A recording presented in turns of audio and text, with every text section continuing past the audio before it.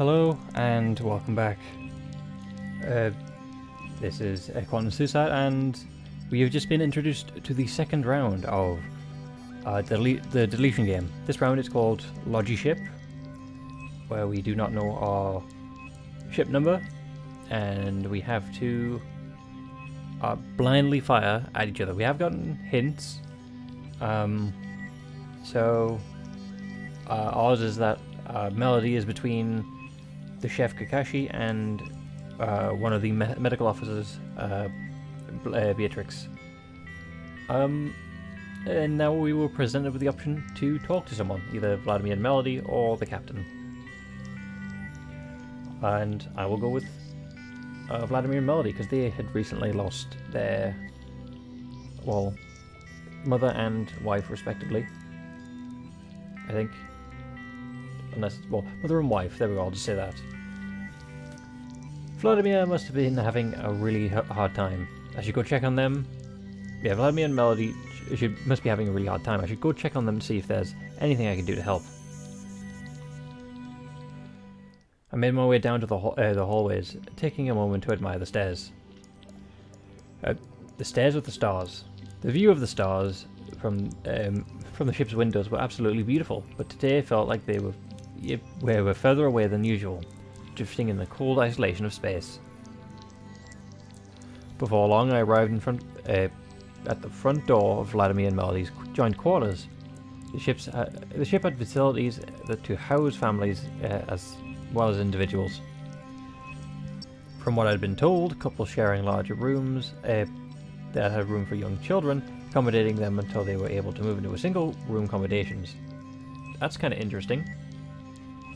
The only people in family rooms were Vladimir and Melody and the Vogels. Interesting. Suspicious and interesting, I guess. Mainly suspicious. I don't know why I said interesting. I'm regretting that now. I pressed the intercom at the door.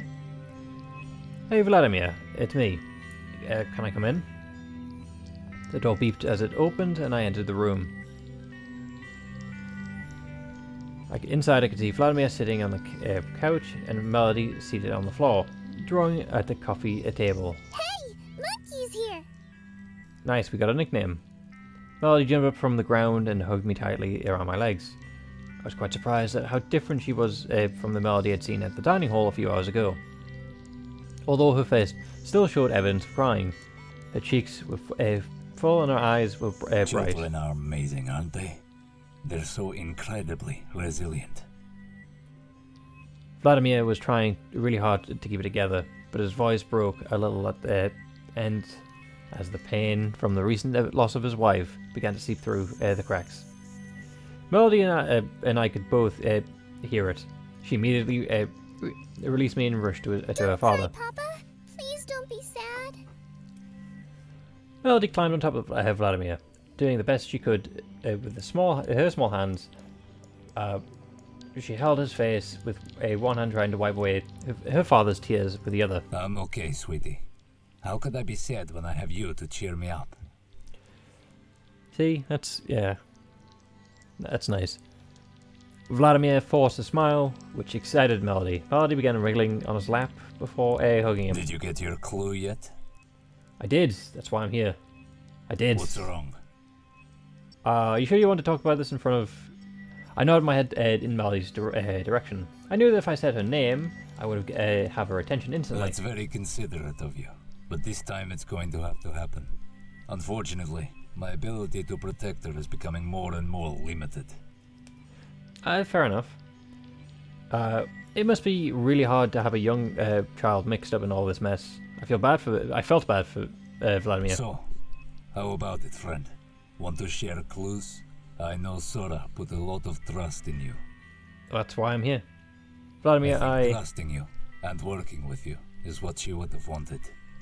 Yeah, fair enough. I'll take her place in this trio of trust. Yeah, I'm sharing the information. I'd love to share the information for you. It's the least I can do after what happened. Vladimir looked up at me from the couch, holding Melody. His eyes locked onto mine. The once fierce man who was now replaced with a gentle and saddened husk. whose eyes swelled with tears as he spoke. Thank you.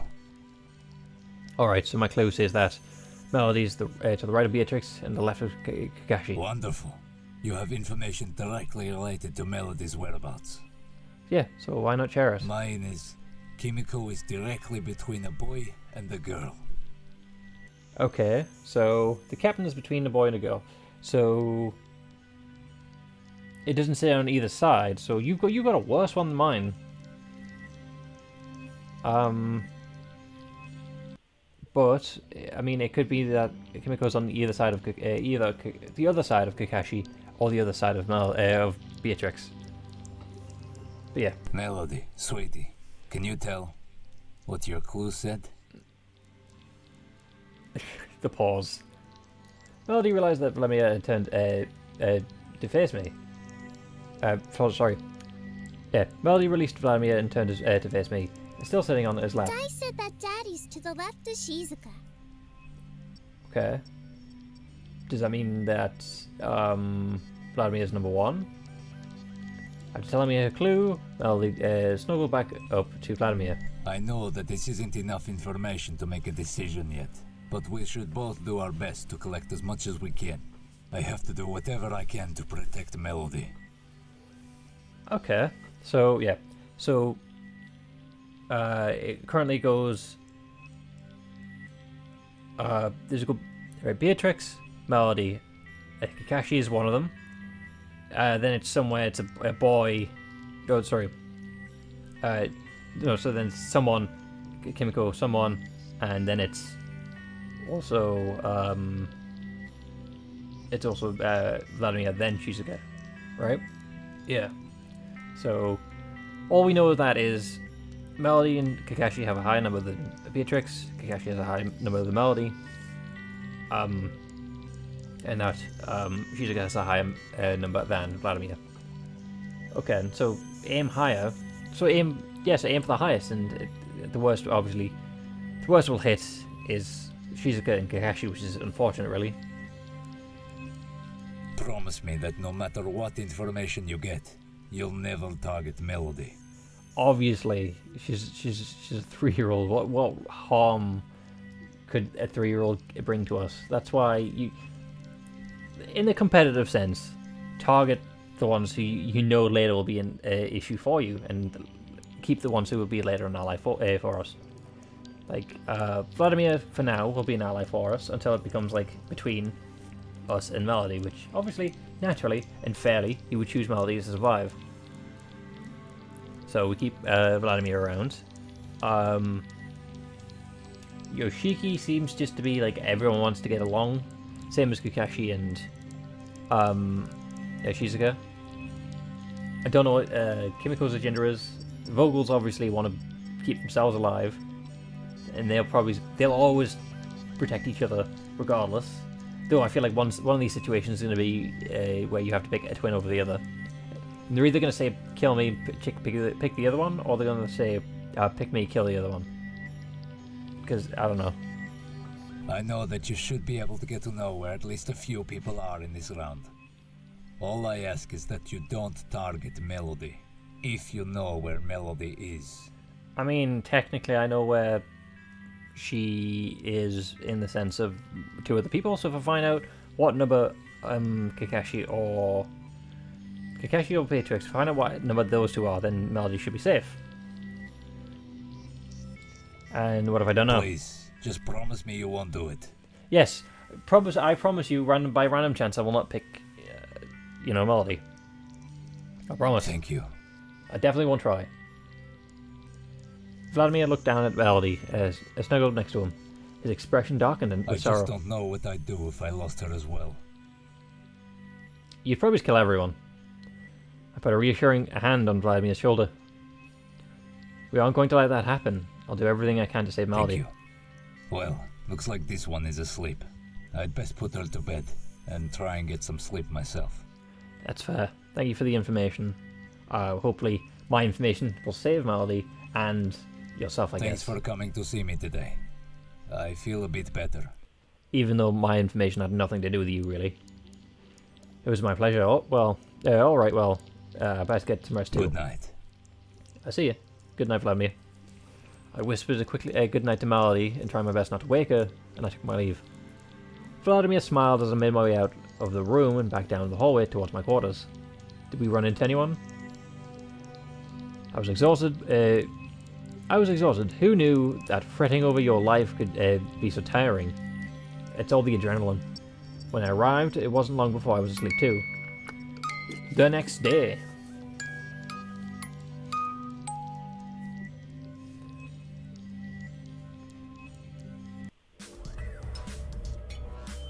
Okay, this is our parent by the looks of it. I sat up in bed and held my head. It felt as though heated metal spikes were piercing through the back of my head and sitting right behind my eyeballs, but only intermittently. It was almost as if the spikes were being removed for short periods of respite before being swiftly jolted back into my skull.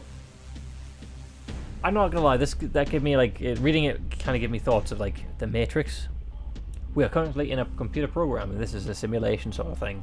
Whoa, that would be a twist. What if we are an AI program? We're led to believe that we are human in this situation. We're one of the and that's why we feel the spikes. It's someone linking us to our brain. I was sweating so much that the sheets were saturated with perspiration, and my white sleeping shirt was almost see-through. Yeah. I tried to remain quiet, but the pain was unbearable. Even when I tried to gritting my teeth, anguish cries still escaped me. Good morning. Good morning, I'm just in pain. According to my systems, you are presenting pain symptoms. You are also emitting sounds of discomfort, and your body temperature is slightly higher than usual. Only slightly. That's good. But yes, thank you for noticing. Aye. Wrong one. My head.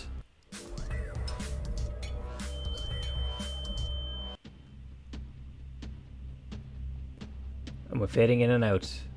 Good morning, sunshine. Good morning, Nicholas. What happened? Who kidnapped me? I Was it woke you Beatrix? this morning after reporting that you passed out. Okay, thank you for picking the right twin. Probably is also the more deadly twin. I passed out? What? How did I get here? I went to your How'd I get there? quarters, of course. When I found you unconscious in your bed, I carried you to the medical bay. Thank you. I sat up, gradually coming to my senses. The first thing I noticed was that I was no longer wearing the same clothes I'd woken up in. That's uncomfortable. How embarrassing! I'm so sorry. It's fine, really. I don't think it's fine. Thank you. Why? I had to change you out of your clothes. You sweat through them during the night. I hope you don't mind. I personally would. If I woke up in the hospital and my clothes were gone, I'd be deeply concerned. I know it's something they have to do, but I wouldn't be comfortable with that. No, of course. Thank you for putting me in clean clothes. Yeah, I understand why they have to do that. I kind of have to. I'd have to live with it, I guess, really. Now, can you tell me what was happening before you passed out? I reported that you were holding your head and making sounds of distress. Why don't we just say screaming? Because screaming in pain. I woke up suddenly from a dream, I think. But I kept seeing the dream after I was awake, a series of images flashing through my mind. When I woke up, I was sweating and in pain, and I could see images, but my head, the pain was excruciating. Also, don't you and your sister share a family room? It's concerning. Wait, I remember. Has your memory returned? No. I can remember everything. Okay. Nicholas moved closer to me, using a light to examine my eyes. Everything appears normal. This is great news. My working theory so far is that the headache and flashback symptoms which restored your memory were prompted by severe stress. Understandable, considering the circumstances. Nice. So Dai helped us remember everything, and we remember everything, which means, do we have all the plot? These images that were flashing, did you recognize anything? Parents, I believe, and equations. What is it? What's wrong? My parents. What do you remember? My mother was looking disappointed. My dad was thinking thoroughly. Nicholas looked at me, concerned, and put his finger again. But his face began to blur, and my eyes filled with tears. They're dead. Oh no, they're both.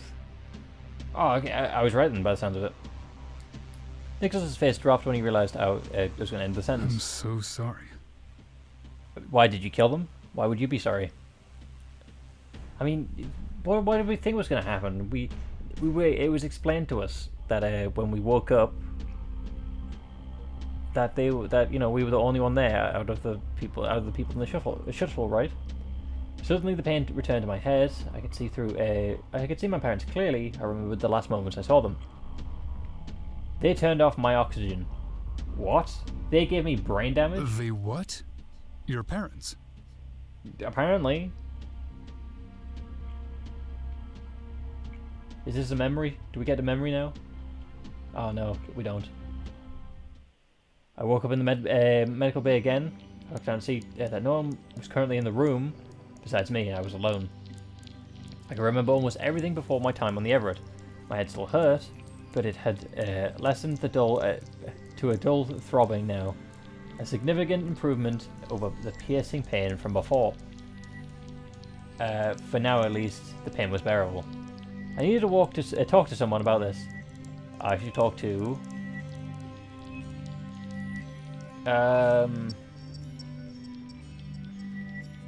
Vladimir, who knew my parents, or Kimiko, which is the captain. The captain's going to find out eventually, because that's what that's what Nicholas is going to tell him. I'll speak to the man who knew my parents personally. I made my way quietly out to the medical bay and headed towards Vladimir and Melody's room. When I reached the room, I pressed the intercom and to be let in. Vladimir immediately opened the door. You don't look so good. Are you okay? No, I just came from the medical bay. I started remembering things about my parents. Don't you think you should get dressed before you wander around the ship? Now I'm concerned on the apparel that we're currently wearing. I forgot I was still in the change of clothes that I was put in after I collapsed. I guess a singlet top and shorts on complacent on a military ship. Okay. Vladimir laughed attracted the attention of a younger, more cynical audience. Where are your clothes? Nicholas stole them. We're gonna go beat him up. Let's go. You and me, Melody. I lost them. Papa gets angry if I try to just take my clothes off. Don't try and just take your clothes off. No one do that. Well, you should keep your clothes on. I lost mine and I missed them a lot. Do you want me to help you find them? No, I know who stole them. Don't worry. Well, thanks for offering, Melody, but I think I'm going to go talk to your father for a moment. Of me. Please, come in. I made my way into Vladimir and Melody's room and sat down slowly on the couch. Pain in my head, although bearable, still made it hard to concentrate. Also, Melody has two beds. Because there's obviously the main bed, which assumably is Vladimir and Sora's bed. But, I mean, yeah, cool. So, your parents? Yes, they turned off my oxygen, and they gave me brain damage. Yes, I remember their research. I remember their theories. I remember I suddenly had trouble swallowing. My chest felt heavy, like someone was sitting on me. Someone was sitting on it. Well, yeah. Well, we are in space, so no gravity, so it doesn't matter what if we're horizontal, vertical, or diagonal. And every breath was difficult. Your parents were remarkable scientists. Who turned off my oxygen, Vladimir? Even though they were physicists, and I had a background in genetics, they were able to run rings around me, even in my own field. It was almost infuriating how good they were. Don't put them on pedestals. They seem to be bad people by the sound of it. They're dead. I'm sorry. How is this surprising news? But the theory might not be. What? I remember everything now. My whole life. I was taught everything they knew, all their research. Is that possible? Probably not, no. I'm not 100% sure. All I remember is that my parents came up with multiple theories while I was growing up, and they were never able to test them, because of the limited equipment aboard the shuttle. Maybe I try to continue their The work. many worlds theory. Okay, so this game is about the multiverse. Okay. That would be interesting. And also, since this is obviously a game with multiple endings, is it going to be like 999? Information gets traveled through the worlds? Yeah. Vladimir's solemn expression suddenly changed into a look of pure happiness. He jumped off the couch excitedly. I knew those crazy bastards were onto something. Are they though? They turned off our oxygen. Is that the whole point? We needed no oxygen in order to like start the chain of events. I said I wasn't 100% I sure. don't need 100%. I need only 1%. That's definitely faith. Huh? Sora always said, hope is the golden thread that should be woven into every experience of life. No, I disagree. That leads to disappointment. I'm still not following. 1%. 100%. All I need is hope to keep going. I almost feel like a new man. Thank you. Thank you. Okay. Vladimir grabbed Melody and started spinning around, her around in the room. Melody was laughing heartily. Daddy, stop! I'm dizzy! Oh, sorry, sweetie. Sorry. But if you could excuse us, it's past Melody's bedtime. Yeah, sorry for waking you both up. Of course. Thanks. Yeah, I do. Okay, then, cool. Good night! Okay, don't keep your clothes on. Good night, Melody. And good night, Vladimir. Okay. Then. I left the room and headed back into my quarters, rubbing my still throbbing head. Perhaps a good night's sleep would see it ease up a bit. That's what caused this whole issue. I arrived at my quarters and to find Nicholas standing outside my door. There's my patient. We did wander off. We did leave the... Okay. Sorry, Nicholas. It was just... Fine, but I need you to return to the medical bay for overnight observation. Okay. I'm fine now, really. This isn't so much a request as it is an order, so get moving. That was kind of delivered in a pushy way, I guess.